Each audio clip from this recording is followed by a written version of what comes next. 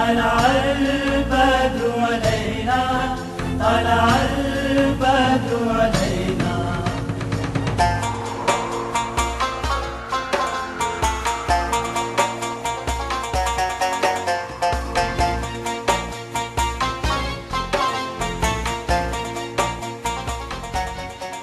نحمده ونصلي ونسلم على سيدنا ومولانا محمد رسوله النبي الأمين المكين الحنين الكريم الرؤوف الرحيم. أما بعد، فأعوذ بالله من الشيطان الرجيم. بسم الله الرحمن الرحيم. يا أيها الذين آمنوا من يرتد منكم عن دينه فسوف يأتي الله بقوم يحبهم ويحبونه. صدق الله مولانا العظيم. أنا أحمد الله تبارك وتعالى وأشكره على هذه النعمة، نعمة طيبة مباركة، لأن هذه الفرصة فرصة طيبة سعيدة مباركة مقبولة لي، بأنني حضرت في بلد مباركة سلالة في عمان، وبحمد الله تعالى رزقني الله تبارك وتعالى أن أزور هؤلاء السادات العلماء الأجلاء والسادات الكرام من ذرية العلوية وآل النبوية المصطفوية صلى الله تعالى عليه، وسمعت عن كلماتهم المباركة الطيبة، وأنا أشكرهم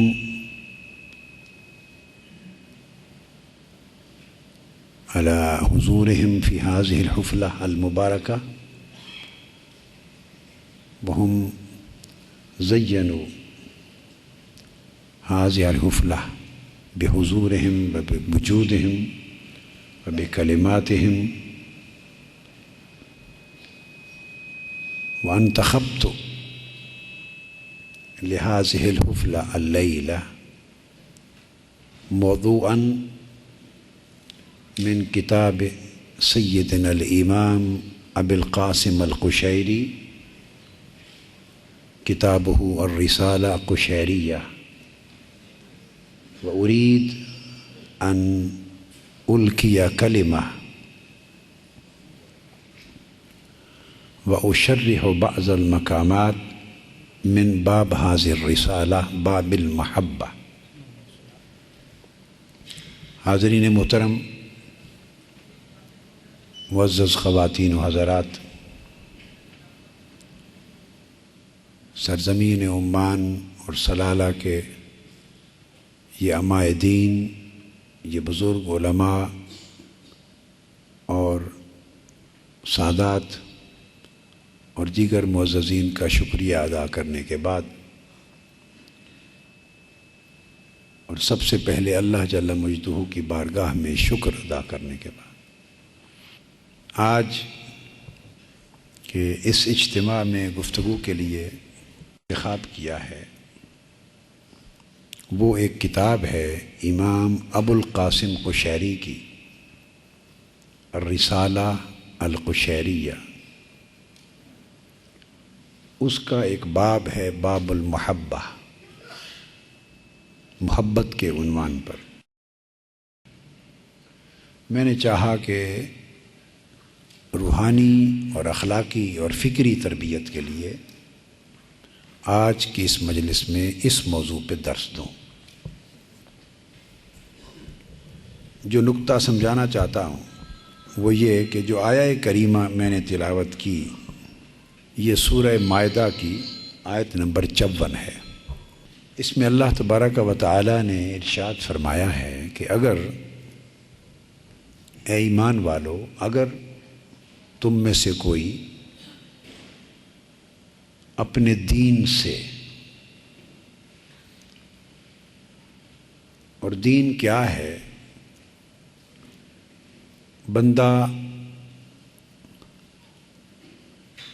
اللہ کے ساتھ ایک عہد کر لیتا ہے اور اس کی بندگی میں آنا اور رہنا اور اس کی بندگی کے تابع ہو کر زندگی گزارنا قبول کرتا ہے۔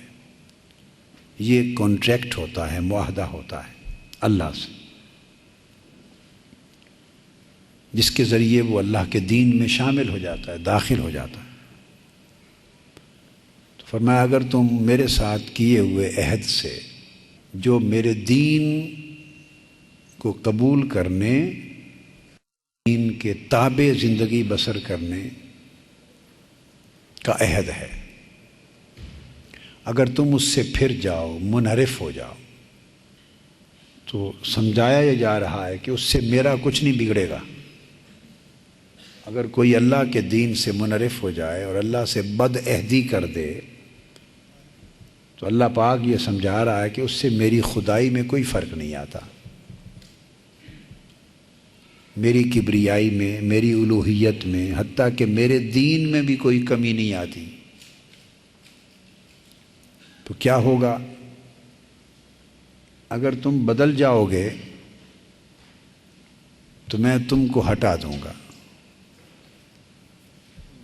تمہیں بدل دوں گا، اور تمہاری جگہ ان لوگوں کو لے آؤں گا، اپنی بندگی، اپنی نوکری، اپنی خدمت، اپنے دین کی خدمت کے لیے ان لوگوں کو چن لوں گا۔ فسوف یأتی اللہ بقوم یحبہم ویحبونہ، ان لوگوں کو لے آؤں گا تمہاری جگہ بدل کر، یحبہم فرمایا جن سے میں محبت کرتا ہوں گا، یحبہم جن سے اللہ محبت کرتا ہوگا، وَيُحِبُّونَهُ اور وہ اللہ سے محبت کرتے ہوں گے۔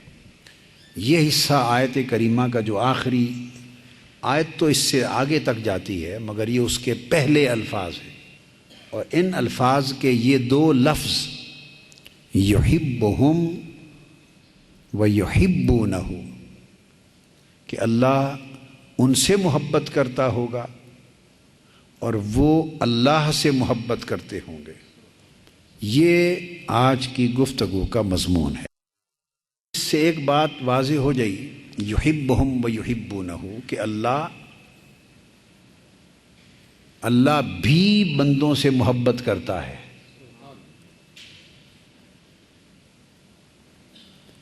ہمارے خیال میں یہ بات تو ہے کہ خوش نصیب ہیں وہ لوگ جو اللہ سے محبت کرتے ہیں،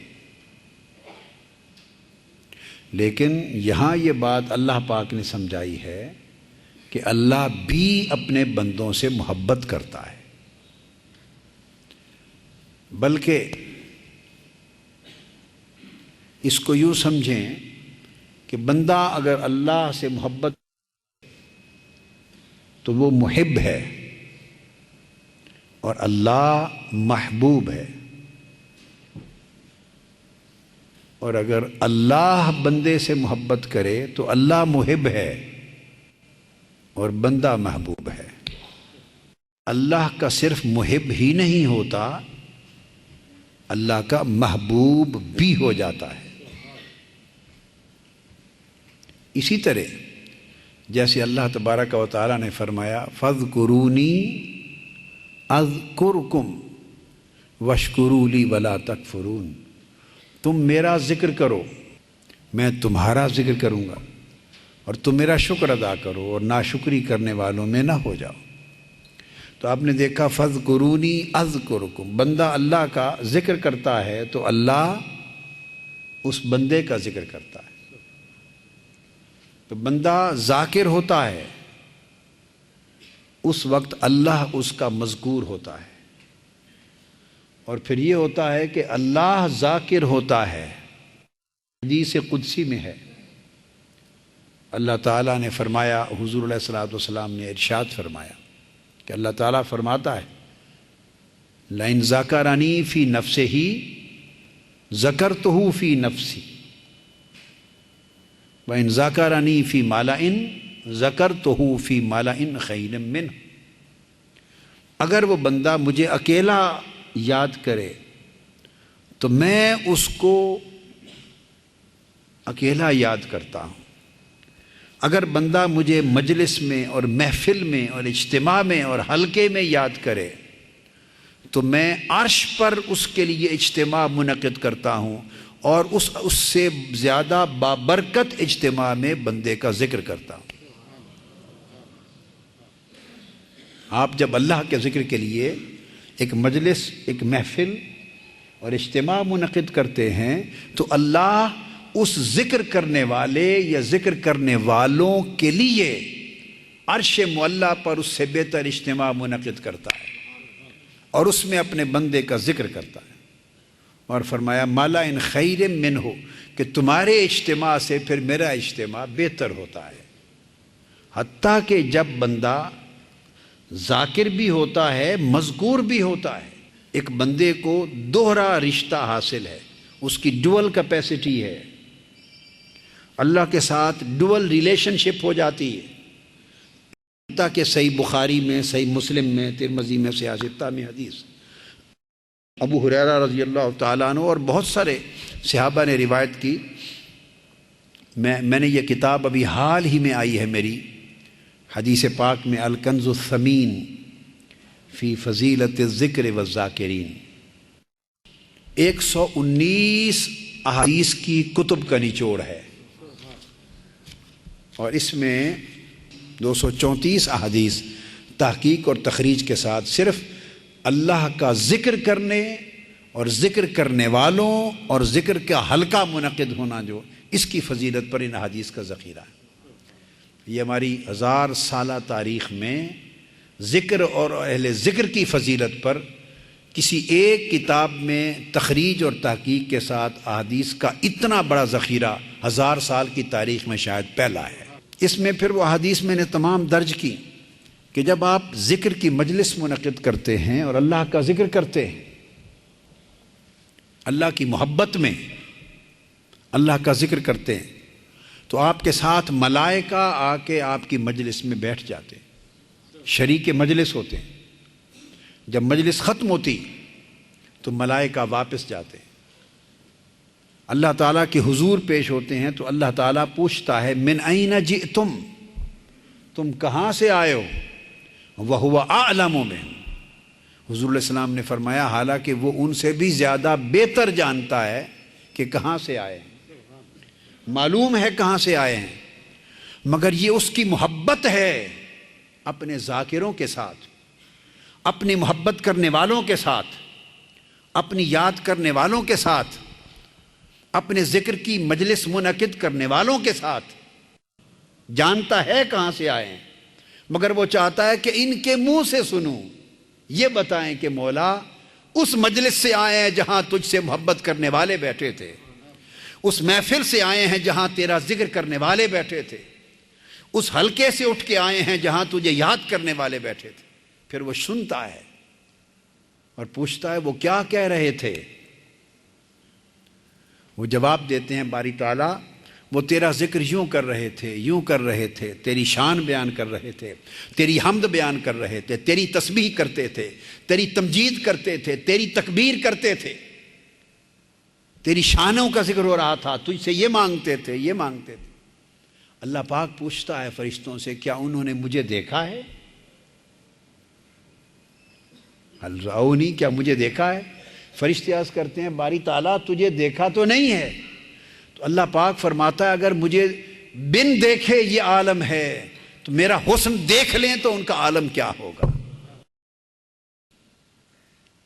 تو اللہ پاک آپ کی ہر مجلس کے اختتام پر ملائکہ کو پھر ایک بٹھا کر ایک مجلس منعقد کرتا ہے اور پھر اپنی یاد کرنے والوں کی یاد منعقد کرتا ہے اور اپنا ذکر کرنے والوں کے احوال عرش معلیٰ پر فرشتوں سے دوبارہ سنتا ہے۔ اتنا تعلق ہے اللہ کا اپنے بندوں سے، اس کا دل پھٹ جائے یہ جان کر کہ اس سے اللہ کو کتنی محبت ہے۔ اب اس آیت پر جب توجہ کریں، یحبہم ویحبونہ، تو آپ غور کریں قرآن مجید پر کہ اللہ ان سے محبت کرتا ہوگا، یہ پہلے آیا ہے، ویحبونہ، اور وہ بندے اللہ سے محبت کرتے ہوں گے، یہ بعد میں آیا ہے۔ بات جو سمجھنے والی ہے وہ یہ کہ بندے اللہ سے محبت پہلے کرتے ہیں یا اللہ بندوں سے محبت پہلے کرتا ہے۔ ہمارا یہ خیال ہے کہ جب بندہ اللہ سے محبت کرتا ہے تو اس کے صلے میں اللہ بھی بندے سے محبت کرنے لگتا ہے، مگر نہیں، قرآن مجید کی ترتیب بتا رہی ہے کہ اللہ اپنے بندے سے محبت پہلے کرتا ہے اور بندوں کو اللہ کی محبت بعد میں نصیب ہوتی ہے، بلکہ اسی بندے کو اللہ سے محبت کرنا نصیب ہوتا ہے جس سے اللہ محبت کرنا شروع کر دے۔ تو اللہ کی محبت کا عکس اس بندے کے دل میں جاتا ہے، تو محبت کا صلہ محبت سے دیتا ہے، اور ذکر کا صلہ ذکر سے دیتا ہے، اور رضا کا صلہ رضا سے دیتا ہے۔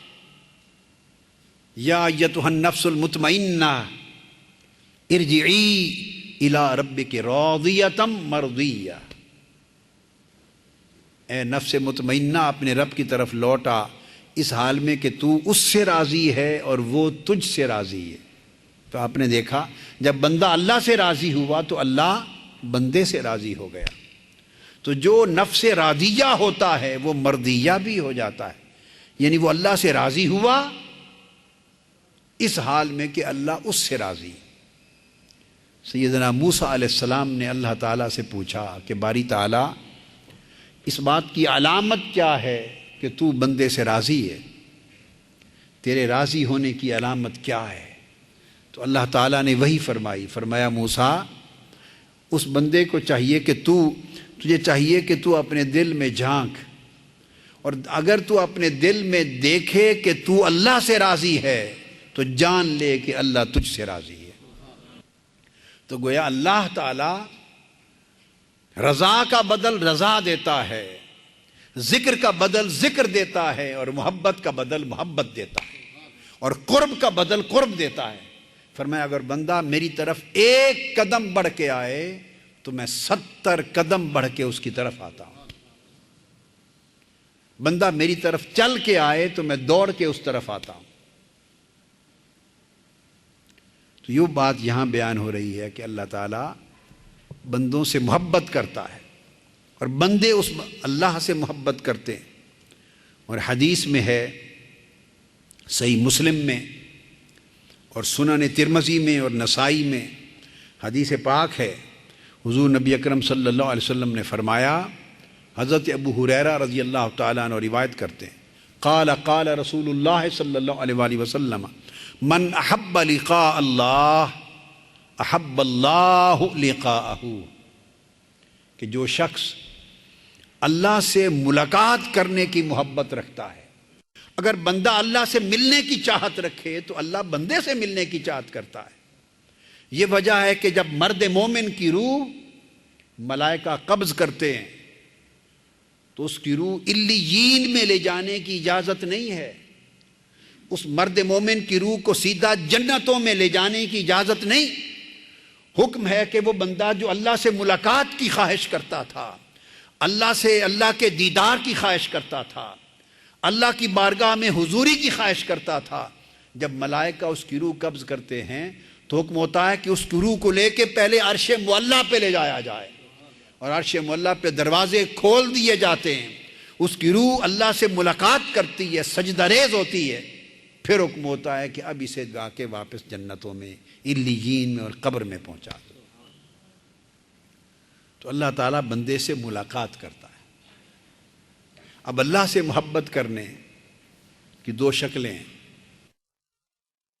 ان سے محبت کرنا جو اللہ کے محبوب ہیں، ان سے محبت کرنا جو اللہ سے محبت کرنے والے ہیں۔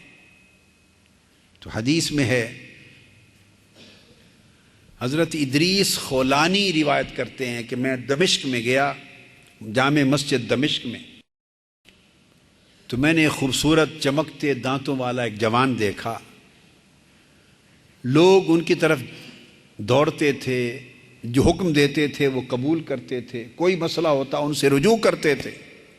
میں نے پوچھا یہ کون ہے؟ انہوں نے بتایا یہ حضرت معاذ بن جبل رضی اللہ تعالیٰ۔ خیر، طویل واقعہ کا مختصر حصہ آخری بیان کرتا ہوں۔ میں نے پھر چاہا کہ صبح ان سے جا کے ملوں۔ صبح دیکھا تو وہ تہجد کے لیے جا چکے تھے مسجد میں۔ میں بیٹھا رہا کہ وہ نماز سے فارغ ہوں تو ان سے ملوں۔ جب ان کے قریب گیا تو میرے دل میں ان کی محبت پیدا ہو گئی، ان کا حال دیکھ کر۔ خدا کی قسم، اے اللہ والے، معاذ بن جبل، میں اللہ کی وجہ سے آپ سے محبت کرتا ہوں۔ جب میں نے یہ کہا تو انہوں نے میری بات سن کر فقال اللہ، میری بات سن کر ان کے دل سے ایک آواز نکلی اللہ، اور ان کی زبان سے لفظ اللہ کا ادا ہونا تھا کہ میرا دل اور میری زبان جاری ہو گئی، میں نے بھی پکار اٹھا اللہ۔ فقال اللہ فقلت اللہ فقال اللہ فقلت اللہ فقال اللہ فقلت اللہ، یعنی لفظ اللہ کا زبان اور دل سے اجرا ہو گیا اللہ کے ذکر کا۔ انہوں نے میری چادر کھینچ کر مجھے سینے سے لگا لیا۔ حضور کے صحابی ہیں معاذ بن جبل رضی اللہ تعالیٰ عنہ، اور سینے سے لگا کے فرمانے لگے کہ میں تمہیں مبارک دیتا ہوں کہ تجھے چونکہ اللہ کی وجہ سے مجھ سے محبت ہو گئی ہے تو حضور علیہ السلام کے ایک فرمان کی شکل میں تمہیں مبارک ہو۔ آقا علیہ السلام نے فرمایا کہ اللہ تبارک و تعالیٰ کا فرمان ہے وجبت محبتی للمتحابین فیہ والمتجالسین فیہ والمتبازلین فیہ والمتزاورین فیہ والمتبازلین فیہ، فرمایا حضور والمتزاورین فیہ، فرمایا کہ حضور علیہ السلام نے کہا کہ اللہ فرماتا ہے کہ میں ان لوگوں سے محبت کرنا اپنے اوپر واجب اور لازم کر لیتا ہوں جو میری وجہ سے میرے محبوب بندوں سے محبت کرتے ہیں۔ میں ان سے محبت کو اپنے اوپر لازم کر لیتا ہوں جو میری محبت کے باعث کسی میرے اللہ والے کا جا کر دیدار کرتے ہیں، ان کی زیارت کرتے ہیں۔ تو گویا جو لوگ میری محبت کی وجہ سے مجھ سے محبت کرنے والوں سے محبت کریں اور ان کی مجلس میں میری محبت کی وجہ سے جا کے بیٹھیں اور میری محبت کی وجہ سے ان کی زیارت کرنے کے لیے جائیں اور میری محبت کی وجہ سے ان کے ہم نشیں ہوں، تو فرمایا ایسے لوگوں کی محبت کو میں نے اپنے اوپر واجب کر لیا ہے۔ یہ حدیث، اور اسے امام مالک نے الموطا میں روایت کیا، امام احمد بن حنبل نے روایت کیا، اور کثرت کے ساتھ ائمہ حدیث نے لیا۔ اس سے یہ بنیادی بات ثابت ہوتی ہے کہ اللہ تبارک و تعالیٰ کی محبت اس شکل میں بھی ہے کہ بندہ اللہ سے محبت کرے، اور اللہ کی محبت اس شکل میں بھی ہے کہ اس سے محبت کرنے والوں سے محبت کرے۔ یہ ایکسچینج آف لو ہوتا ہے، اور اس کی شکل یہ ہوتی ہے کہ حدیث پاک میں ہے، حضور نبی اکرم صلی اللہ علیہ وآلہ وسلم نے فرمایا فَيَقُولُ إِنِّي أُحِبُّ فُلَانًا فَأَحِبَّهُ ثُمَّ يُنَادِي فِي السَّمَاءِ فِي أَهْلِ السَّمَاءِ إِنَّ اللَّهَ يُحِبُّ فُلَانًا فَأَحِبُّوهُ فَيُحِبُّهُ أَهْلُ السَّمَاءِ ثُمَّ يُودَعُ لَهُ الْقَبُولُ فِي الْأَرْضِ۔ اللہ تعالیٰ جب کسی بندے سے محبت کرتا ہے تو اللہ تعالیٰ جبرائیل امین کو اپنے پاس بلاتا ہے اور بلا کے فرماتا ہے جبرائیل میں فلاں شخص سے محبت کرنے لگ گیا ہوں، فلاں شخص سے مجھے محبت ہو گئی۔ جبرائیل امین عرض کرتے ہیں باری تعالیٰ پھر میرے لیے کیا حکم ہے؟ حکم فرماتا ہے فَحِبَّهُ، تو بھی اس سے محبت کر، فَيُحِبُّهُ جبریل، پھر جبرائیل امین بھی اس سے محبت کرنے لگتے ہیں۔ پھر اللہ تعالیٰ حکم دیتے ہیں کہ اب اہل سما میں ملائکہ میں بھی جا کے اعلان کر دے کہ اللہ کو فلاں بندے سے محبت ہے، اے فرشتوں تم بھی اس سے محبت کیا کرو، پھر فرشتے بھی اس سے محبت کرنے لگتے ہیں، پھر ملائکہ کو حکم ہوتا ہے کہ اب زمین پہ اتر جاؤ اور میری اس بندے کی محبت اور قبولیت کو زمین پہ اتار دو۔ تو محبت، اللہ سے محبت کرنے والوں کی محبت خاص خاص دلوں میں رکھ دی جاتی ہے، تو اللہ کے امر سے بندے اللہ کے محبوب بندوں سے محبت کرنے لگ جاتے ہیں۔ تو گویا محبت کا جو پورا فینومینا ہے یہ اللہ سے جاری ہوتا ہے، اور اللہ سے پہلے جبرائیل کو، پھر ملکوت سماوات کو، پھر جمی فرشتوں کو، اور فرشتوں کے ذریعے پھر زمین پر اور اہل زمین کو منتقل کیا جاتا ہے۔ گویا یہ اللہ کی جو محبت ہے یہ سفلی اور عرضی شے نہیں، یہ علوی شے ہے، یہ مالا اعلیٰ کی شے ہے، بلند شے ہے۔ اور اس محبت کے لیے ضروری یہ ہے کہ ہم سمجھیں کہ اللہ کی یہ محبت ہے کیا، اور اس محبت کا معنی کیا ہے، اور اللہ کی محبت کی یہ نعمت کس طرح حاصل ہوتی ہے، کس طرح نصیب ہوتی۔ اب کچھ میں یہ بیان کرنا چاہتا ہوں اہل محبت کی زبان سے کہ محبت کی تعریف کیا ہے، محبت کسے کہتے ہیں۔ ہم نے خلط ملط کر رکھا ہے محبت کے تصور کو۔ آج چاہتا ہوں کہ اس محبت کے تصور کو کلیئر کر لیا جائے، کنسیپٹ کلیئر ہو۔ سب سے پہلی بات جو محبت کے لیے اشد ضروری، جس کو امام ابو القاسم قشیری نے بیان کیا، اور بہت سے اولیاء جو محبت کے میدان کے شہسوار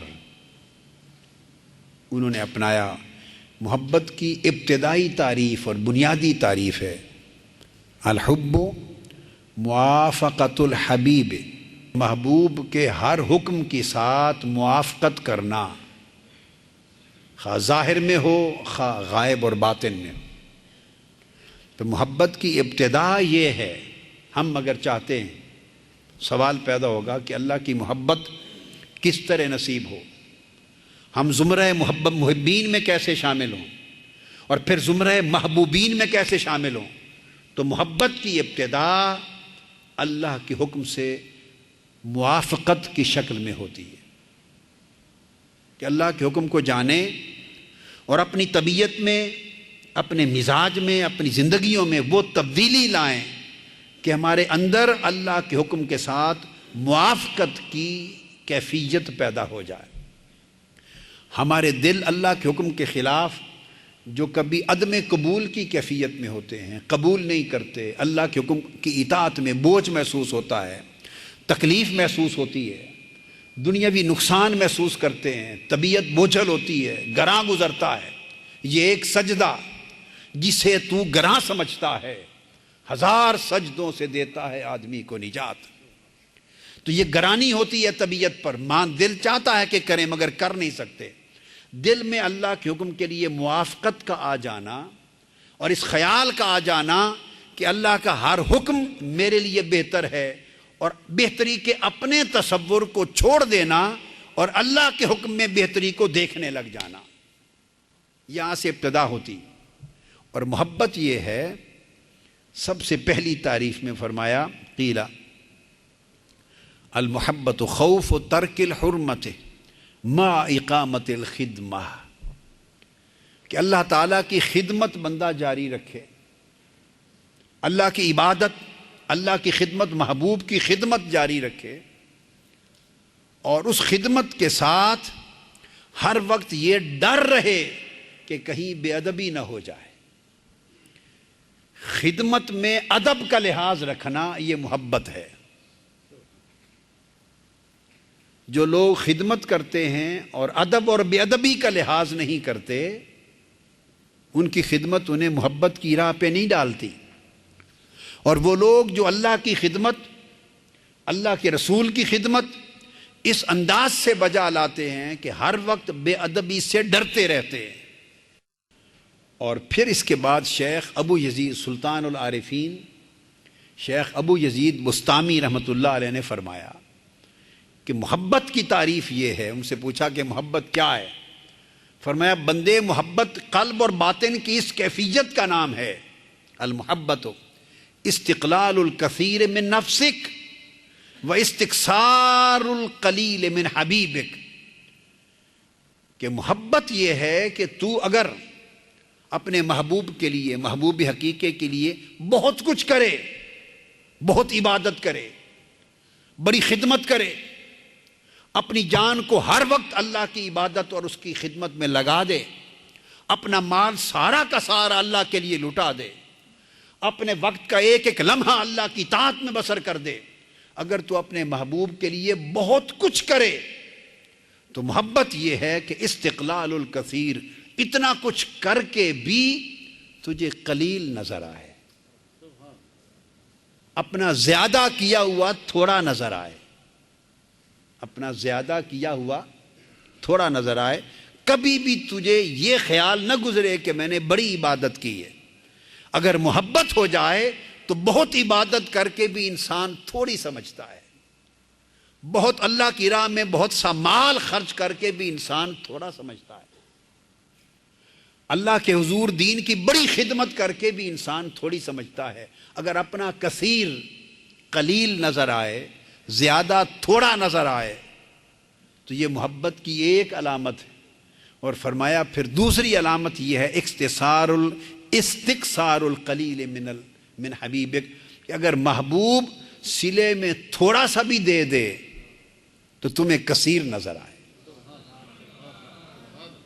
محبوب کی طرف سے تھوڑی سی عنایت مل جائے تو محبوب کی تھوڑی سی عنایت تجھے بڑی نظر آئے، اور اپنی بے پناہ بڑی خدمت محبوب کی بارگاہ میں تھوڑی نظر آئے. اگر تیرا زاویہ نگاہ یوں بدل جائے تو سمجھ اللہ نے تجھے محبت کی نعمت سے مالا مال کر دیا ہے. ہماری کیفیت یہ ہے کہ ہم تھوڑا کرتے ہیں اور بہت سمجھتے ہیں، اور اہل محبت کا شیوا یہ ہے کہ زیادہ کرتے ہیں اور تھوڑا سمجھتے ہیں.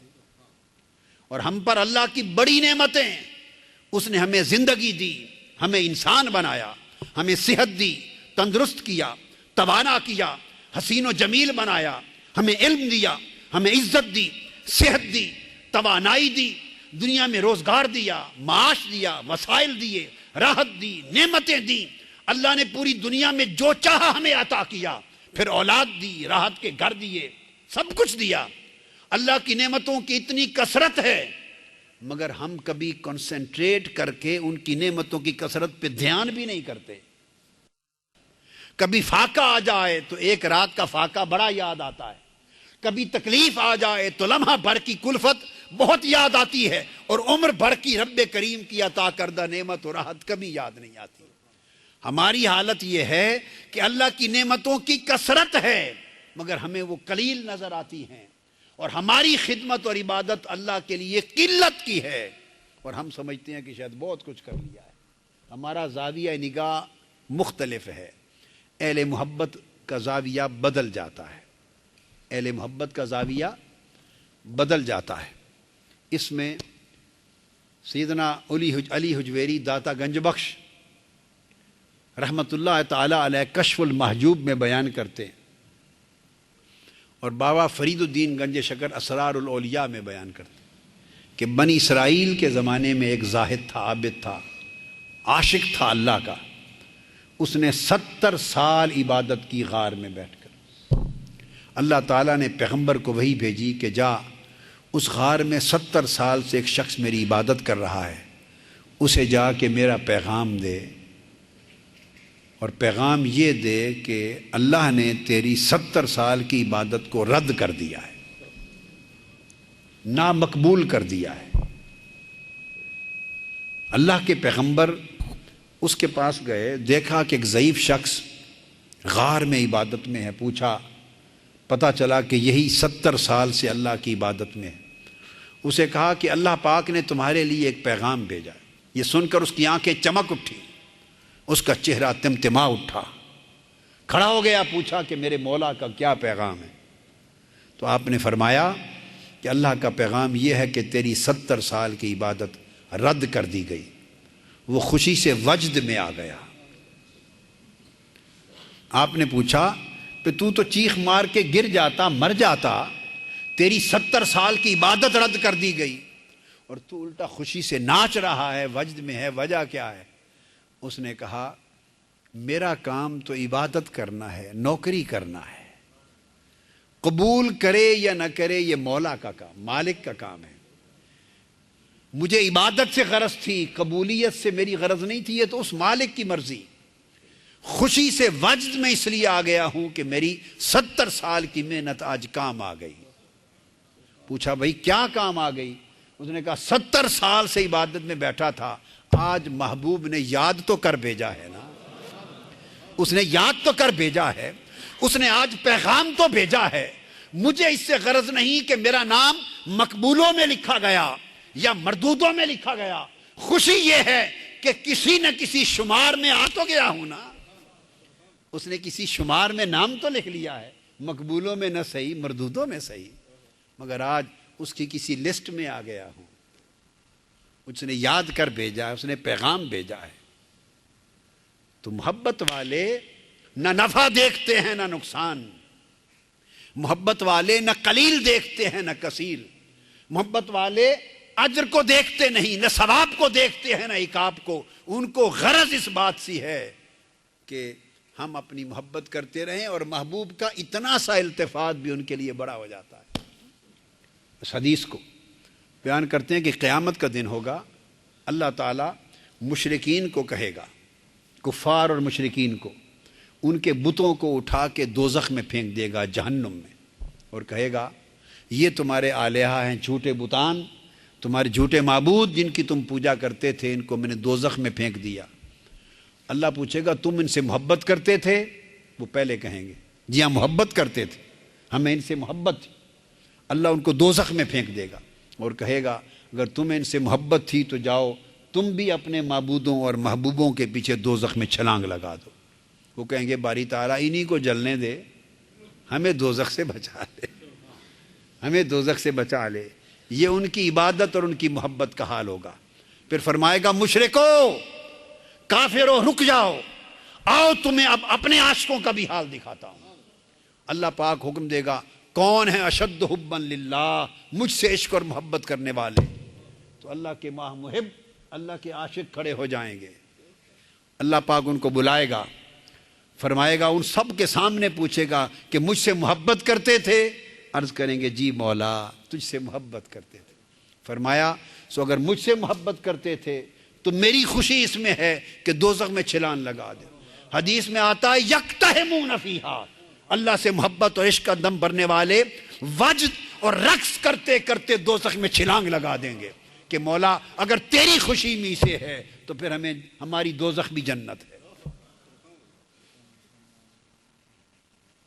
تو محبوب کی قلیل توجہ بھی انہیں کثیر نظر آتی ہے اور نقصان بھی نفع نظر آتا ہے۔ تو یہ فرمایا، اور اس کے بعد پھر حضرت سہل بن عبداللہ تستری بیان کرتے ہیں کہ محبت کیا ہے۔ فرماتے ہیں معانقۃ الطاعہ و مباینۃ المخالفہ۔ فرماتے ہیں کہ محبت اطاعت کا معانقہ کرنا ہے، یعنی اللہ کی بات کو ماننا، اطاعت کرنا، تعمیل کرنا، اس کی بندگی کرنا، اور زندگی ساری اللہ کی رضا اور اس کے حکم کے تابع کر دینا۔ فرمایا اس کو گلے لگا لینا اور اس کی نافرمانی سے دور ہو جانا، کٹ جانا، یہ محبت ہے، یہ محبت ہے۔ پھر حضرت جنید بغدادی سے پوچھا محبت کیا ہے؟ وہ فرماتے ہیں کہ محبت دخول صفات المحبوب علی البدل من صفات المحب۔ فرماتے ہیں کہ محبت یہ ہے، جنید بغدادی فرماتے ہیں کہ محب اگر اپنی ذاتی صفات کو ختم کر دے اپنی سیرت سے، اپنی ذاتی صفات کو سیرت سے ختم کر دے اور اپنی صفات کی جگہ محبوب کی صفات اپنی زندگی میں لے آئے تو یہ محبت ہے۔ تخلقوا باخلاق اللہ، اللہ سے محبت کرنا چاہتے ہیں تو پھر وہ خلق اور اخلاق اپنائیں جو اخلاق اللہ تعالیٰ نے اپنے بیان کیے۔ تو جب انسان اپنا خلق اللہ کے خلق سے بدل دے اور اپنی صفات کو اللہ کی صفات سے بدل دے اور اپنے اخلاق کو اللہ کے اخلاق سے بدل دے تو گویا یہ علامت محبت ہے۔ اور حضور صلی اللہ علیہ وآلہ وسلم کے صفات اور آپ کے اخلاق اللہ نے اپنی صفات اور اپنے اخلاق کے ذریعے بدل دیے تھے، اس لیے کہ حضور محب اعظم بھی تھے خدا تعالیٰ کے اور محبوب اعظم بھی تھے خدا تعالیٰ کے۔ حضور اللہ کے محب تھے اور اللہ محبوب مصطفیٰ تھا، اور خدا نبی کا محب تھا اور نبی محبوب خدا تھا، اس لیے فرمایا اِنَّكَ لَعَلَىٰ خُلُقٍ عَظِيمٍ، اے میرے حبیب صلی اللہ علیہ وسلم آپ خلق عظیم پر فائز ہیں، خلق عظیم پر فائز ہیں۔ اب حضور کے اخلاق کو اللہ نے خلق عظیم کہا، اور ام المؤمنین حضرت عائشہ صدیقہ رضی اللہ تعالیٰ عنہا سے پوچھا گیا کہ حضور کا اخلاق کیا تھا، تو آپ نے فرمایا کیا تم نے قرآن نہیں پڑھا؟ کان خلقہ القرآن، حضور علیہ السلام کا خلق اخلاق قرآن تھا۔ اب یہ بات سمجھنے والی ہے، فرماتی ہیں کہ قرآن حضور کا اخلاق تھا، اور خود قرآن کیا ہے؟ قرآن اللہ کا کلام ہے۔ قرآن کیا ہے؟ اللہ کا کلام ہے۔ کلمات قرآنی اللہ کی صفات ہیں، اور صفات اخلاق ہوتے ہیں۔ صفات کیا ہوتے ہیں؟ بولیے، اخلاق ہوتے ہیں۔ تو ایک جہت سے دیکھو تو قرآن اللہ کے اخلاق کا بیان ہے، اور حضرت عائشہ صدیقہ فرماتی ہیں کہ قرآن حضور کا اخلاق ہے۔ اب یہ بات سمجھنے والی ہے کہ قرآن کو اللہ کا اخلاق مانے یا مصطفیٰ کا اخلاق مانے، اللہ کا اخلاق مانے یا حضور کا اخلاق مانے۔ حضرت عائشہ صدیقہ نے فرمایا حضور کا اخلاق ہے، اور قرآن کلام الہی ہونے کی وجہ سے اللہ کا اخلاق و صفات ہے۔ تو بات کیا ہوئی؟ بات محبت کے اس نقطے نے واضح کر دی کہ جب اللہ تعالیٰ نے حضور صلی اللہ علیہ وآلہ وسلم کو اپنی محبیت میں لے لیا اور پھر اپنی محبوبیت میں لے لیا اور مجتبی کر لیا، منتقی کر لیا، مصطفیٰ کر لیا، جب اپنا مصطفیٰ کر لیا تو اس شان اصطفاء سے، اس شان محبیت سے، اس شان حبیبیت سے، اس شان اصطفائیت سے اور اس شان اجتبائیت سے اللہ نے حضور کو یہ مقام عطا کر دیا کہ ایک ایک خلق اپنا اتارتا گیا اور حضور پہ چڑھاتا گیا، اور حضور کی اپنی صفت اور خلق کو ہٹا کے مٹاتا گیا۔ جب ایک قرآن کی آیت اترتی، قرآن مجید کی ایک آیت، تو وہ اللہ کی ایک صفت لے کے اترتی۔ ہر آیت قرآنی اللہ کا ایک اخلاق لے کے اترتی، اور جب وہ حضور علیہ السلام کے قلب اطہر پہ وارد ہوتی، نازل ہوتی، تو گویا حضور کے قلب اطہر پر بزبان جبرائیل ادھر قرآن کی آیت اترتی تھی، اور پھر بشکل قرآن حضور کے قلب اطہر پر اللہ کا اخلاق اترتا تھا، اللہ کی صفت کی تجلی کا ورود ہوتا تھا۔ میری بات سمجھ رہے ہیں؟ اللہ تعالیٰ کی ایک ایک صفت کی تجلی اترتی تھی قرآن کی آیت کی صورت میں، اور جب اللہ کی صفات کی تجلیات قلب مصطفیٰ پہ اترتی تو اس سے اللہ کی صفات کا رنگ حضور پر چڑھتا، اور اللہ کی صفات کا رنگ حضور پر چڑھنے کے لیے ضروری تھا کہ پہلے حضور کے اخلاق کو مٹایا جاتا اور اللہ کے اخلاق کو چڑھایا جاتا۔ جیسے رنگ ساز کسی چادر پہ نیا رنگ چڑھاتا ہے، آپ کی ایک چادر ہو اور آپ اس کو دیں نیلے رنگ کی چادر ہو، پیلے رنگ کی چادر ہو، اور آپ کہیں کہ اس کو سرخ رنگ میں رنگ دے، سبز میں رنگ دے، تو رنگ ساز بلیچنگ پاؤڈر کے ذریعے پہلے بلیچنگ کرتا ہے، بلیچ کرتا ہے۔ لہٰذا اللہ تعالیٰ نے اپنی آیات کے ذریعے جب اپنی صفات کا رنگ حضور پر چڑھایا تو حضور کی جو صفات بشریت تھیں اور اخلاق بشریت تھے، اپنے حضور کے ذاتی اخلاق اللہ نے دھو دیے اور اپنے اخلاق قرآنی آیات کی شکل میں حضور پہ چڑھا دیے۔ ایک ایک آیت حضور کے ایک ایک خلق کو ہٹاتی رہی اور اللہ کے خلق کو رنگ کو چڑھاتی رہی، حضور کی ذاتی صفات کو مٹاتی رہی اور اللہ کی صفات بشکل آیات قرآنی چڑھاتی رہی، اور 23 برس رنگ سازی کا یہ عمل جاری رہا۔ اللہ رنگ ساز تھا، حضور کی ذاتی صفات کے رنگ اترتے جا رہے تھے، اور آیات قرآنی کے ذریعے اللہ کی صفات کے رنگ یکے بعد دیگرے چڑھتے جا رہے تھے۔ 23 برس جب مکمل ہوئے، ادھر الیوم اکملت لکم دینکم، قرآن کی ساری آیتیں اتر گئیں۔ 23 برس میں ادھر قرآن کا نزول مکمل ہوا، تو اللہ کے اخلاق حضور پر چڑھ چکے تھے، حضور کے ذاتی اخلاق مٹ گئے تھے۔ اب حضور علیہ السلام کی ذات مصطفیٰ کی تھی، اور اخلاق جو چڑھ گئے تھے وہ خدا کے تھے۔ ذات محمدیہ تھی اور خلق الوہیہ تھے۔ حضور کی ذات پر اللہ پاک نے اپنے اخلاق کا رنگ چڑھا دیا تھا۔ تو جب ذات مصطفیٰ پر خلق الہیہ، اخلاق الہیہ چڑھ گئے ہوں، اب جب آقا بات کرتے تھے تو وہ کلام مصطفیٰ نہ تھا، وہ کلام خدا تھا۔ اس لیے قرآن نے کہا وما ینطق عن الہوی ان هو الا وحی یوحی، یہ اپنی مرضی سے کچھ نہیں بولتے، ان کی زبان سے جو لفظ جڑتا ہے وہ خدا کا کلام ہوتا ہے۔ چونکہ خلق بدل گئے تھے، اس لیے حضور جب کسی چیز کو پھینکتے تھے تو قرآن کہتا تھا وما رمیت اذ رمیت ولکن اللہ رما۔ اب حضور کا پھینکنا آپ کا پھینکنا نہ رہا تھا، وہ کنکریاں اللہ کی پھینکنا بن گئی تھی۔ اس لیے جو لوگ حضور کے دست اقدس پر بیعت کرتے تھے تو قرآن کہتا تھا الذین یبایعونک انما یبایعون اللہ ید اللہ فوق ایدیہم، جو لوگ آپ کے ہاتھ میں ہاتھ دے کر بیعت کر رہے ہیں میرے حبیب مصطفیٰ، یہ آپ کے ہاتھ پر نہیں خدا کے ہاتھ پر بیعت کر رہے ہیں۔ اس لیے جو لوگ حضور کی اطاعت کرتے تھے، قرآن کہتا تھا یہ محبوب آپ کی اطاعت نہیں خدا کی اطاعت ہے۔ من یطع الرسول فقد اطاع اللہ، جو حضور کی اتباع کرتے تھے وہ خدا کی محبت بن جاتی تھی۔ فرمایا لا تقدموا بین یدی اللہ ورسولہ، میرے محبوب سے آگے نہ بڑھا کرو، جو مصطفیٰ سے آگے بڑھے گا وہ خدا کا بے ادب ہو جائے گا۔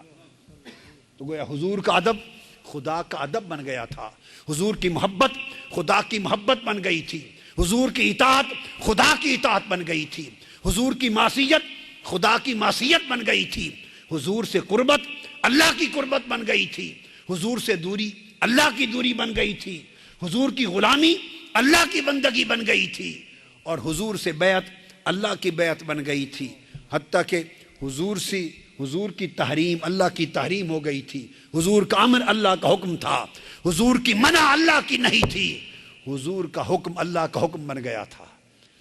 چونکہ حضور کے سارے اخلاق اپنے نہ رہے تھے، آیات قرآنی کی شکل میں اللہ کے اخلاق حضور پہ چڑھ گئے تھے۔ تو جب اس مقام پر کوئی پہنچتا ہے کہ اپنے اخلاق اور اپنی صفات اللہ کے اخلاق و صفات میں فنا کر دیتا ہے تو وہ اللہ کا محب بھی ہوتا ہے اور اللہ کا محبوب بھی ہوتا ہے۔ تو محبت کے لیے ضروری ہے کہ اخلاق بدلیں۔ ہم اپنے اخلاق ان کا کوئی دور کا واسطہ بھی اللہ اور اللہ کے رسول کے اخلاق سے نہیں رکھتے۔ ہمارے اخلاق کیا ہیں؟ میں ایک جھلک دیتا ہوں، گالیاں دیتے ہیں ایک دوسرے کو، دیتے ہیں یا نہیں؟ اب گالیاں دینے والے اخلاق کا کوئی تعلق ہے تاجدار کائنات کے خلق سے اور بارگاہ الہی کے خلق سے۔ ہم غیبت کرتے ہیں، غیبت کے خلق کا کوئی تعلق اللہ رسول سے نہیں۔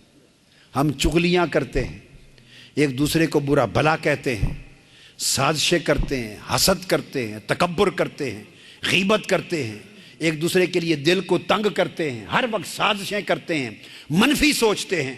ہماری زندگی ساری صبح سے شام تک سیاہ کاریوں میں گزرتی ہے۔ یہ ہمارے اخلاق ہیں۔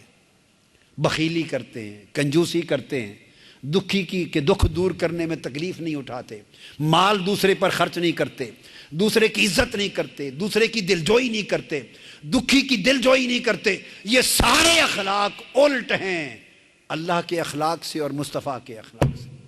محبت فنا ہونے سے ملتی ہے۔ اپنی مرضی محبوب کی مرضی میں فنا کر دو، اپنی چاہت محبوب کی چاہت میں فنا کر دو، اپنی خواہشیں اس کی خواہش میں فنا کر دو۔ محبت جب تک فنا نہیں ہوتے اس وقت تک محبت کی راہ پر آپ چلتے نہیں ہیں۔ محبت اس راستے سے نصیب ہوتی ہے۔ اس لیے محبت کو محبت اس لیے کہا گیا، حضرت شبلی فرماتے ہیں کہ یہ محبوب کے سوا ہر شے کو ختم کر دیتی ہے، محو کر دیتی ہے، جلا دیتی ہے۔ محبوب کے سوا ہر شے کو جلا دیتی ہے۔ تو محبت کا تقاضا تو یہ ہے ہمارا عالم تو یہ ہے کہ ہماری محبت کا مرکز و محور ابھی تک دنیا ہے. ہمارا جینا مرنا بولیے کس کے لیے؟ دنیا کے لیے. ہماری زندگی کی ترجیحات دنیا ہے. مال کمانا، زیادہ وسائل جمع کرنا، اس سے راحت لینا، سکون لینا. ہماری پوری زندگی، ہماری سوچ، ہماری محنتیں، ہماری تگ و دو، ہماری تکلیفیں، ہمارے مصائب و آلام، ہماری ریاضتیں، ہمارے مجاہدے، ہمارے تفکرات، سب کچھ کا مرکز و محور صرف دنیا ہے. دنیا کی زینتیں ہیں، دنیا کی شہوتیں ہیں، دنیا کی خواہشیں ہیں. ہم ابھی تک دنیا کے گھیرے سے باہر نکل نہیں پائے. ہم نے دنیا کو اپنا محبوب بنا رکھا ہے. اور ابھی تو ہم تو دنیا کی محبت کی دوزخ سے نہیں نکلے. کوئی دنیا کی محبت سے نکلے گا تو ابھی تو اگلا مرحلہ آخرت کی محبت ہے، اور خدا کی محبت تو ابھی بہت دور ہے. پھر اس انسان کو زمین پر بھیجا، ثم رددناہ اسفل سافلین، تو زمین پر اسفل سافلین بنا کے بھیجا. اس کے اندر شہوتیں بھی رکھتی، غیظ بھی رکھا، غضب بھی رکھا، نفس کی بری حالتیں بھی رکھی. تو انسان کے اندر ناسوتیت بھی رکھی، اس کو ناسوتی بنایا. اور انسان کے اندر ملکوتیت بھی رکھی، اس کی روح کے ذریعے اسے ملکوتی بنایا. روح کے ذریعے اسے ملکوتی بنایا. انسان کو دونوں چیزوں کا جامع رکھا. انسان کو ارضی بھی بنایا، انسان کو عرشی بھی بنایا، نیچے بھیج دیا. اور ہماری حالت یہ ہے کہ ہم اللہ کی محبت کو، اللہ کی قربت کو، اس کی معرفت کو، اس کی طاعت کو بھول گئے اور دنیا کی شہوتوں میں آ کر گم ہو گئے.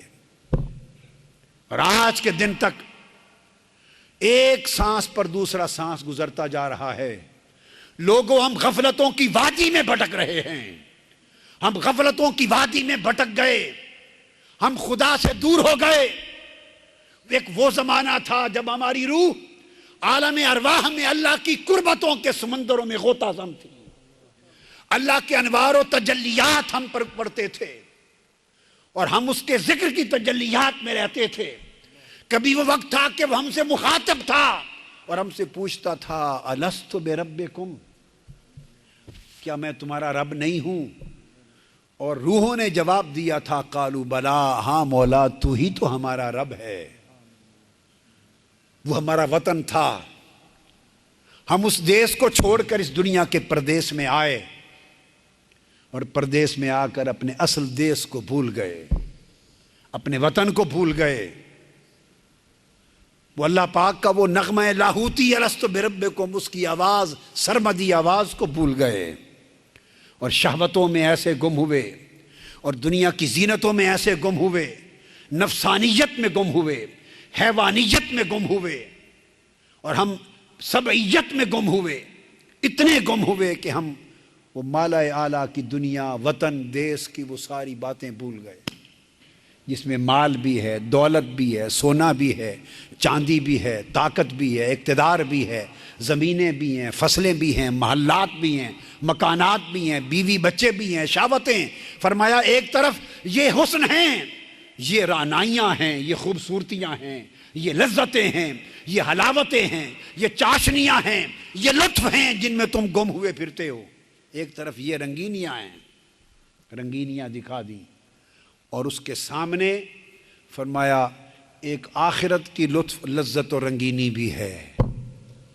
آخرت اور جنت کی رنگینیاں بھی ہیں. فرمایا وَعِندَهُ حُسْنُ الْمَآبِ. یہ دنیا کے لطف تو دیکھ رہے ہو، مگر ان کے مقابلے میں فرمایا میرے پاس آخرت میں ان سے زیادہ خوبصورت جگہیں بھی ہیں، ان سے زیادہ لطف و لذت اور راحت دینے والے مقامات بھی ہیں. دیکھنے کے لیے موازنہ کر دیا کہ ادھر جاتے ہو یا ادھر آتے ہو. تو دنیا کی محبت سے نکلیں گے تو آخرت کی طرف جائیں گے، اور پھر جب آخرت کی طرف جائیں گے تو جو لوگ جنہوں نے ریاضت کی اور آخرت کے لیے محنت کی، تو حدیث میں آتا ہے کہ جنت میں اللہ تعالیٰ ان کو ان کا اجر عطا کر دے گا اور پوچھے گا کھڑا کر کے جنتیو تم سے جو جو وعدے کیے تھے سب مل گئے؟ مل گئے. یہ طالبان جنت ہوں گے، طالبان آخرت ہوں گے۔ حور میں حوریں مل گئیں، قصور مل گئے، انہار مل گئے، باغات مل گئے، جنت کی راحتیں مل گئیں۔ وَلَكُمْ فِيهَا مَا تَشْتَهِي أَنفُسُكُمْ، جو چاہتے تھے مل گیا، مل گیا۔ فرمایا اچھا جاؤ اپنے غرف میں، اپنے محلات میں، اپنے مکانات میں، جنتی باغات میں چلے جاؤ، آرام سے رہو، چشموں سے پانی پیو، نہروں میں نہاؤ، موج کرو۔ چلے جائیں گے، کچھ لوگ کھڑے رہ جائیں گے، کچھ لوگ کھڑے ہوں گے اور وہ چپ چپ ہوں گے۔ اللہ پاک ملائکہ سے فرمائے گا ان سے پوچھو تم کیوں چپ ہو؟ کیونکہ باقیوں نے تو کہا کہ جو وعدہ مولا تو نے کیا تھا وہ ہمیں سب مل گیا، پورا ہو گیا، تو پوچھو تمہارا کوئی وعدہ رہ گیا ہے؟ تمہیں کوئی کمی ہے؟ تمہیں کچھ نہیں ملا؟ کیوں چپ کھڑے ہیں؟ ملائکہ جا کے پوچھیں گے، وہ کہیں گے باری تعالیٰ سے عرض کر دیں کہ ہم ان جو حور و قصور کے لیے نہیں آئے تھے، ہم نے راتوں کے آرام چھوڑے تھے، مصلوں پہ کھڑے ہوئے، جبینیں تیرے بارگاہ میں جھکائیں، آنکھوں سے آنسو برسائے، مال لٹائے، جان کو بے آرام کیا، دکھ سہے، تکلیف اٹھائی، ریاضت کی، مجاہدہ کیا، محنت کی، دنیاوی لذتوں شہوتوں کو ترک کر دیا، سب کچھ قربان کیا مولا، پر تیری جنت کے باغوں اور نہروں کے لیے نہیں کیا تھا۔ فرشتے کہیں گے باری تعالیٰ یہ تو بولی ہی کچھ اور بولتے ہیں، یہ کہتے ہیں ہمیں تو حور و قصور اور باغ اور نہریں چاہیے نہیں، ان کے لیے تو ہم نے قربانیاں نہیں دی تھی۔ جو یہ سب کچھ تج کر دے گا، لٹا دے گا، اس کو میری محبت میں، اس کو میری محبت کرنے والوں کو میں اپنا دیدار عطا کروں گا۔ اس نے کہا مولا جو طالبان جنت تھے ان کو تو سب کچھ مل گیا، مگر ہم تو جنت کے سوداگر ہی نہیں تھے، ہم تو جنت کے تاجر ہی نہیں تھے، ہم تو تیرے تاجر تھے، ہم طالبان دیدار تھے، وہ وعدہ ابھی تک پورا نہیں ہوا۔ حکم ہوگا ساروں کو بھیج دو، اور ملائکہ کو ارشاد ہوگا میرے اور ان کے درمیان پردہ اٹھا دو۔ ہائے ہائے ہائے، پردہ اٹھا دیا جائے گا اور وہ اللہ کے اس پرکیف دیدار سے بہرہ یاب ہوں گے۔ تو جن کو جنت کی طلب ہے ان کو جنت نصیب ہوگی، اور جو جنت سے زائد مانگتے ہیں ان کے لیے فرمایا ولدینا مزید، اور ان جنتوں سے بڑھ کر میرے پاس کچھ مزید بھی ہے، اور وہ مزید میں نے چھپا رکھا ہے، وہ انہی کو دوں گا جن کو آنکھوں کی ٹھنڈک دینا ہوگی، قرۃ اعین، آنکھوں کی ٹھنڈک دینا ہوگا، مزید بھی۔ تو دوستو محبت اگر ہو جائے آخرت کی محبت تو پھر وہ دنیا کی محبت کو بھلا دیتی ہے۔ آخرت کی محبت ہو جائے تو دنیا کی محبت کو بولیے بھلا دیتی ہے، اور اگر مولا کی محبت ہو جائے تو وہ جنت کی محبت کو بھی بھلا دیتی ہے۔ اللہ سے محبت کرنے والے جنت سے محبت نہیں کرتے، اللہ سے جنت اور آخرت سے محبت کرنے والے دنیا کی محبت میں غرق نہیں ہوتے، اور محبوب حقیقی سے محبت کرنے والے آخرت اور جنت کی محبت میں بھی غرق نہیں ہوتے۔ حضرت رابعہ بصری رضی اللہ تعالی عنہ کو شدت کا بخار ہو گیا، لوگ عیادت کے لیے آئے، اور جو کوئی آتا ان کو جواب دے کے بھیج دیتی، چونکہ ہر کسی کو بات بتانے کی نہیں ہوتی، محبت کی بات ہر ایک کو بتانے کی نہیں ہوتی، ہر ایک کو عیادت کرنے آتے، شکریہ ادا کرتی، بھیج دیتی۔ اب حسن بصری جیسے لوگ بھی تھے، عارفان حق بھی تھے، عاشقان حق بھی تھے، پوچھنے کے لیے جب وہ لوگ آئے، پوچھا کہ بی بی رابعہ بصری اتنی شدت کا بخار ہوا، کیا ہوا، کیوں ہوا؟ تو فرمانے لگی کہ میں ایک دن قرآن مجید کی تلاوت کر رہی تھی، اور قرآن مجید کی تلاوت کے دوران جنت کا ذکر آ گیا، جنت کی حور کا، قصور کا، باغات کا، نہروں کا، چشموں کا ذکر آ گیا، تو جنت کی نعمتوں کا جو ذکر آیا تو میرا دل لبھا گیا، مجھے اس بارگاہ سے جھڑکی ملی، ایک آواز آئی، اور آواز میں کہا گیا رابعہ دعویٰ محبت کا ہم سے کرتی ہے اور چاہت جنت کا کرتی، دعوی محبت ہمارا کرتی ہے اور چاہت جنت رغبت جنت کی کرتی ہے، تو جن کو اللہ کی محبت نصیب ہوتی ہے ان کے لیے جنت کی نعمتیں بھی ہیچ ہو جاتی ہیں۔ یریدون وجہہ، وہ صرف مولا کے مکھڑے کے طلبگار رہتے ہیں، ان کی جنت وہاں ہوتی۔ تو محبت ایک ایسا تعلق ہے اللہ کے ساتھ کہ وہ ما سوا کو مٹاتا چلا جاتا ہے، مٹاتا چلا جاتا ہے، اور جتنا ما سوا کا تعلق مٹتا ہے اتنا اللہ کے حضور اس کا درجہ بلند ہوتا ہے، اور اس کے بلند ہونے کے نتیجے میں بندہ محب ہو کر سفر شروع کرتا ہے اور مطلوب و محبوب ہو جاتا ہے، محبوب و مطلوب ہو جاتا ہے، تو وہ بندہ پھر عبد نہیں رہتا، عبدہ ہو جاتا ہے۔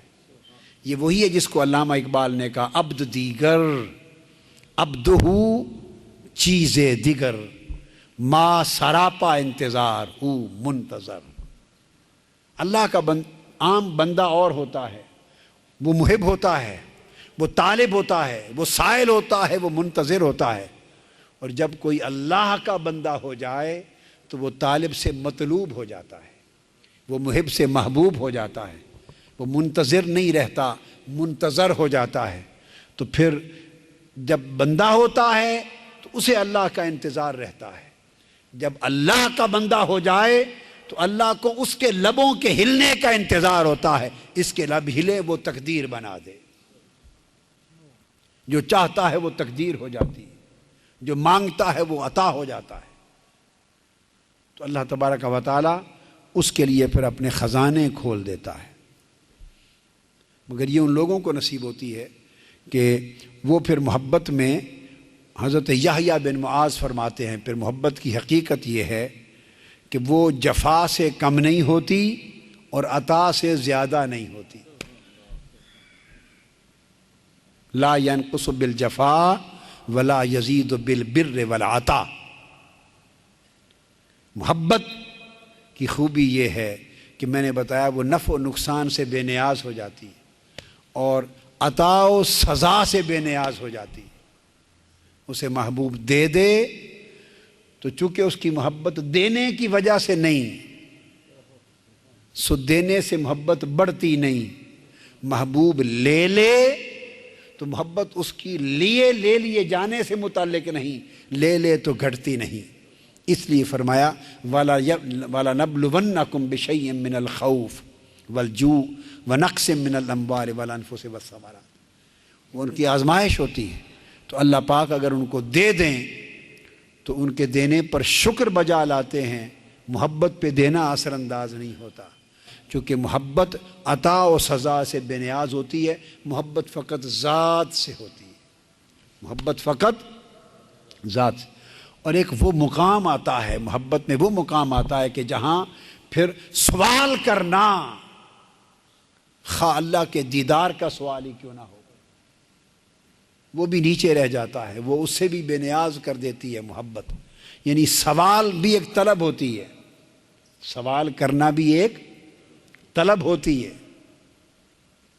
سیدنا آدم علیہ السلام کو جب جنت میں رکھا تو آدم علیہ السلام مقام نبوت پر، مقام محبت پر تھے، اور فرمایا لا تقربا هذه الشجرہ، اس درخت کے قریب نہ جانا، اس درخت کے قریب نہ جانا۔ وہ درخت کیا تھا؟ وہ انوار و تجلیات الہیہ کا خاص مرکز تھا کہ اگر اس درخت کے قریب گئے تو وہ یہ جو صفاتی تجلیات ہیں اس کی طلب ہو جائے گی اور ذات سے توجہ ہٹ جائے گی۔ اور جب شیطان نے قسم کھا کے کہا کہ اس کے پھل کھانے سے ہمیشہ اس جگہ اللہ کی قربت میں رہو گے، ہمیشہ قربت میں رہو گے، تو خواہش ہر وقت اللہ کی قربت میں ہمیشگی کی خواہش آئی، دنیا کی خواہش نہیں تھی۔ یاد رکھیں، دنیا کی خواہش نہیں تھی، خواہش یہ تھی کہ ہر وقت اللہ کے حضور رہیں، ہر وقت حضوری کی خواہش تھی۔ اس حضوری کی خواہش میں پھل کھا لیا، مقام محبت نبی پر وہ بات بھی گوارا نہ ہوئی۔ فرمایا اب نیچے چلے جاؤ آدم، اس لیے کہ جس محبت کے مقام پہ تجھے بٹھایا ہے وہاں حضوری کی خواہش رکھنا بھی غیر کی خواہش ہے. میری ذات کی محبت چاہیے کہ ہر شے سے بے نیاز کر دے. خواہ یہاں رہو تو میں یہاں رکھوں یا زمین پہ بھیج دوں. جب محبت کامل ہوتی ہے تو ہر جگہ سے بے نیاز ہو جاتی ہے. اس کی غرض مکاں سے نہیں ہوتی، اس کی غرض مکیں سے ہوتی. آدم علیہ السلام سے غلطی ہوئی، گناہ کیا معاذ اللہ، اللہ پاک نے صفائی دے دی. خبردار کوئی نہ کہے کہ آدم علیہ السلام نے غلطی کی، کوئی نہ کہے کہ نافرمانی کی، کوئی نہ کہے کہ گناہ کیا. قرآن مجید میں ہے، اللہ پاک نے فرمایا لم نجد لہو عزما فناسیہ. لم نجد لہو عزما، دو باتیں کہی. ایک فرمایا ناسیہ، تاکہ تمہیں یہ خیال نہ آئے کہ آدم علیہ السلام نے گناہ کیا. فرمایا نہیں، خبردار گناہ نہیں کیا، بھول ہو گئی. اور بھول کو گناہ نہیں کہتے. اللہ نے صفائی دی ہے، خود صفائی دے رہا ہے. بھول ہو گئی. آپ بھول کر کھانا کھا لیں تو آپ کا روزہ نہیں ٹوٹتا. واہ واہ واہ. فرمایا کہ اگر تم بھول کر کھانا کھا لو تو تمہارا روزہ نہیں ٹوٹتا. میرے آدم نے بھول کر دانا کھا لیا تو اس کی طاعت کیسے ٹوٹ گئی؟ اس کی طاعت کیسے ٹوٹ گئی؟ لم نجد لہو عزما، ہم نے اس کے دل میں نافرمانی کا ارادہ نہیں دیکھا.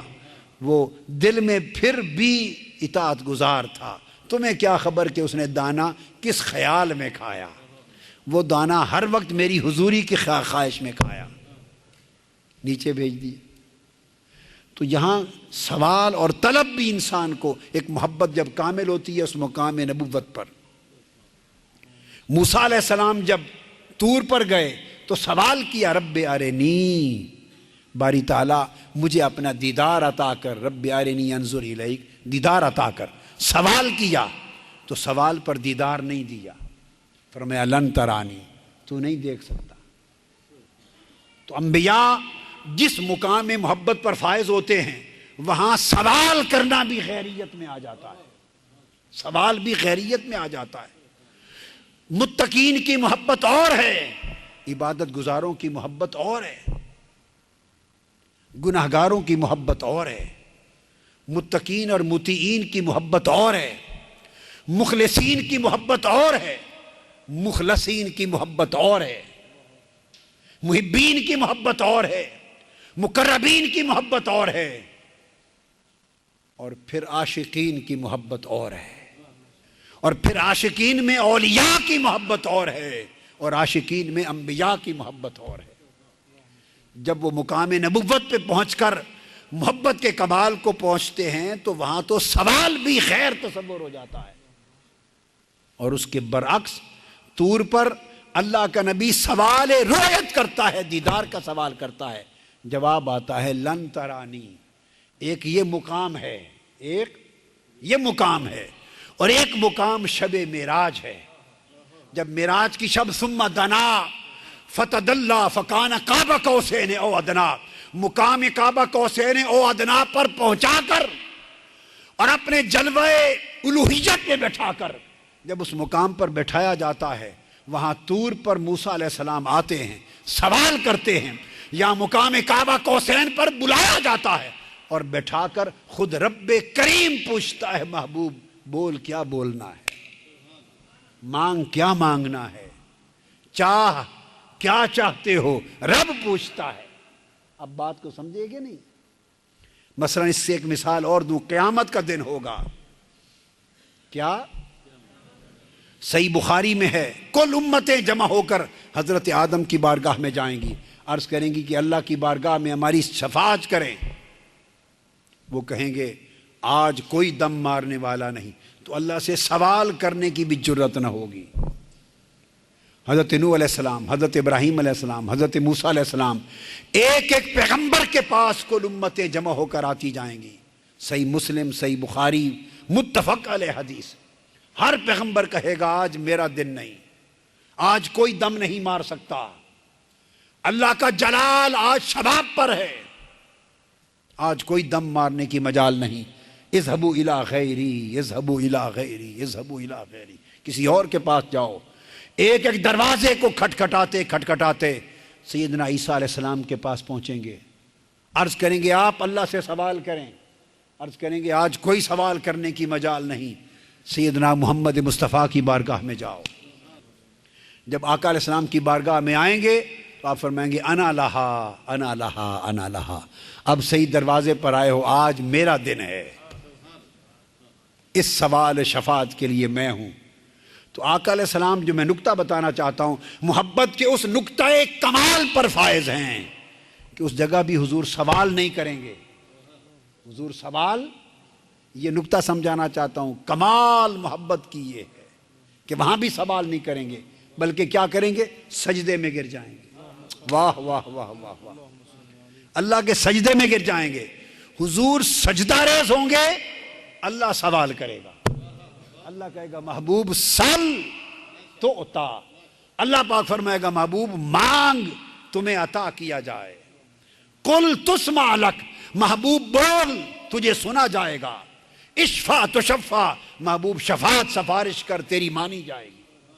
آپ دیکھیں حدیث میں آقا علیہ السلام نہیں بولیں گے، پہلے وہ سوال نہیں کریں گے، حضور سجدہ ریز ہوں گے، اللہ بولے گا، کہے گا محبوب مانگ، اذن ہوگا مانگنے کا، تب حضور سوال کریں گے۔ اب بات کو سمجھے نا؟ اب پلٹ کر شب معراج میں آ جائیں۔ جب شب معراج وہاں بٹھایا تو آقا نے نہیں مانگا، آقا نے کچھ نہیں مانگا، بس بیٹھ گئے سراپا ادب ہو کر، سراپا ابدیت ہو کر، سراپا بندگی ہو کر، سراپا نیاز ہو کر بیٹھ گئے۔ ارے عشق جب کمال پہ پہنچتا ہے تو سراسر نیاز بن جاتا ہے، سوال نہیں رہتا، نیاز ہو جاتا ہے، سراپا فنا ہو جاتا ہے۔ تو اللہ سوال کرے گا محبوب کیا مانگنا چاہتا ہے، بول کیا کہنا چاہتا ہے۔ موسیٰ علیہ السلام پہنچے، قربت ملی تو سوال کیا رب ارنی انظر الیک، مولا اپنا آپ دکھا، دیدار کرا دے، پردہ اٹھا دے، سوال کیا پردہ اٹھا دے۔ ادھر اللہ نے خود پوچھا محبوب آج کی رات مکان بھی نیچے ہے، لا مکان بھی نیچے ہے، فرش و عرش نیچے ہیں، ملائک اور جن و انس نیچے ہیں، اب صرف عالم ناسوت نیچے رہ گیا، محبوب عالم ملکوت نیچے رہ گیا، عالم جبروت نیچے ہے، عالم لاہوت نیچے ہے، عالم ہاہوت نیچے ہے، حتیٰ کہ مقام دنا نیچے ہے، مقام فتد اللہ نیچے ہے، مقام کعبہ قوسین نیچے ہے، تمہیں او ادنا کی گود میں بٹھا لیا ہے۔ سوال نہیں کریں گے، اللہ کے فرمانے پر بھی سوال نہیں ہوگا، عرض کریں گے کیا التحیات للہ والصلوات والطیبات، مولا صرف یہ کہنے آیا ہوں کہ مولا میرا سب کچھ تیرا ہے، ہائے ہائے ہائے، میرا سب کچھ تیرا ہے، میری عاجزی تیرے لیے، میری بندگی تیرے لیے، میری عبادتیں تیرے لیے، میری نظر تیرے لیے، میری قربانیاں تیرے لیے، مولا سب کچھ تیرے لیے، یہ عرض کرتا ہوں بس۔ اب بولیے کوئی سوال ہے؟ یہ بولیے یہ سوال ہے؟ ہیں؟ یہ کیا ہے؟ یہ محبت ہے۔ وہاں جب پہنچیں گے تو سوال نہیں کریں گے، جب اللہ فرمائے گا محبوب بول تو عرض کریں گے مولا بولنا فقط یہ ہے کہ میرے بول بھی تیرے ہیں، بس۔ ہائے ہائے، مولا کہے گا محبوب مانگ، عرض کریں گے مولا مانگنا صرف یہ ہے کہ میرا مانگنا بھی تو ہے، سب کچھ خدا سے مانگ لیا، تجھ کو مانگ کر اٹھتے نہیں ہیں ہاتھ میرے اس دعا کے بعد، مولا بس یہ عرض کرنے آیا ہوں کہ میرا سب کچھ تیرا ہے، میرا سب کچھ تو ہے۔ یہ ہے تشہد، یادگار ہے حضور کی اس محبت اور نیاز کی۔ جب آپ تحیات میں بیٹھتے ہیں نا، یہ حضور کی اس محبت اور نیاز کی یادگار ہے۔ تو دوستو جب محبت اس مقام پر پہنچ گئی کہ سوال ہی نہ رہا، سوال ہی نہ رہا اور سب کچھ محبوب کے لیے فنا ہو گیا، تو جواب میں پھر اللہ پاک نے معلوم ہے پردہ اٹھا دیا، فرمایا ما زاغ البصر وما طغى۔ موسیٰ نے کہا تھا کہ مولا دیدار کرا، میں نے کہا تھا لن ترانی، تو نہیں کر سکتا، محبوب اب تجھے کہا کہ مانگ، کیا مانگتا ہے؟ تو نے کہا میری مانگ بھی تیرے لیے، تو پردہ اٹھا کے ما زاغ البصر وما طغى، تو محبوب کو دیدار کے شرف سے بہرحجاب کر۔ تو آج کی اس مجلس کا درس اور سبق اور خلاصہ یہ ہوا کہ کوشش کریں اپنی زندگی میں ایک تبدیلی کی،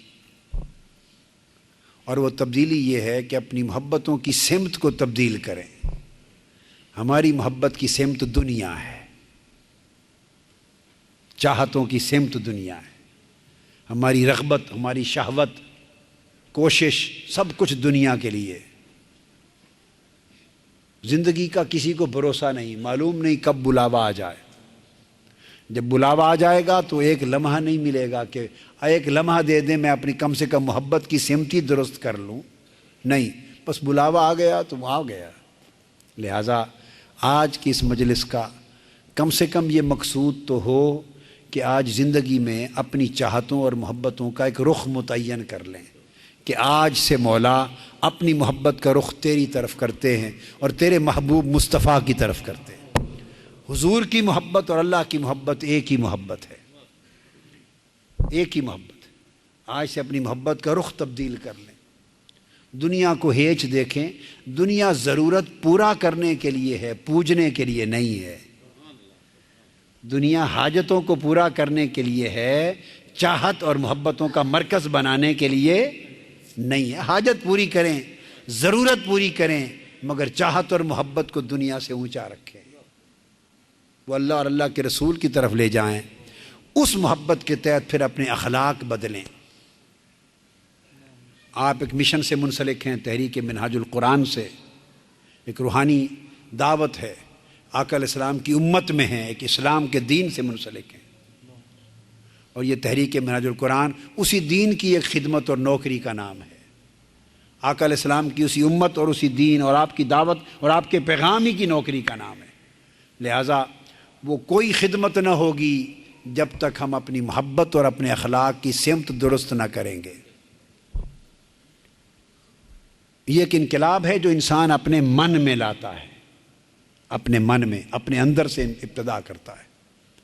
جب اپنے اندر اس محبت کا بیج بو دیں گے تو میں امید کرتا ہوں انشاءاللہ جب فصل اگے گی تو اپنے من میں آپ کو خوشبو آیا کرے گی، محبت الہی کی، محبت رسول کی ایک مہک آئے گی، ایک رونق، ایک بہجہ ہوگی، ایک رونق ہوگی، کیفیت ہوگی جو آپ کو باہر کی شہوتوں سے بے نیاز کرے گی اور آپ کی رغبت کو صحیح سمت لے کے چلے گی۔ اور اس کے زیر اثر پھر اپنے اخلاق کو، اپنی زبان کو بدلیں، طور طریقے بدلیں، اٹھنا بیٹھنا بدلیں، روش بدلیں، معمولات بدلیں۔ جب تک زندگی تبدیلی کی آئینہ دار نہ ہو، کچھ نہیں کہہ سکتے کہ یہ بندہ کسی کا ہوا ہے یا نہیں ہوا۔ جو کسی کا ہو جاتا ہے تو کم سے کم اس کا رنگ اپنے اوپر چڑھاتا ہے۔ تو یہی تعلیم میری بہنوں کے لیے ہے، بیٹیوں کے لیے ہے، سب بھائیوں اور بیٹوں کے لیے ہے کہ اللہ تبارک و تعالی آج رات اس درس محبت سے ہماری زندگی میں اس محبت کا چشمہ پیدا کر دے، اور اس چشمہ محبت سے ہمارے دنیا اور آخرت کے حالات سنور جائیں۔ وما علینا الا البلاغ۔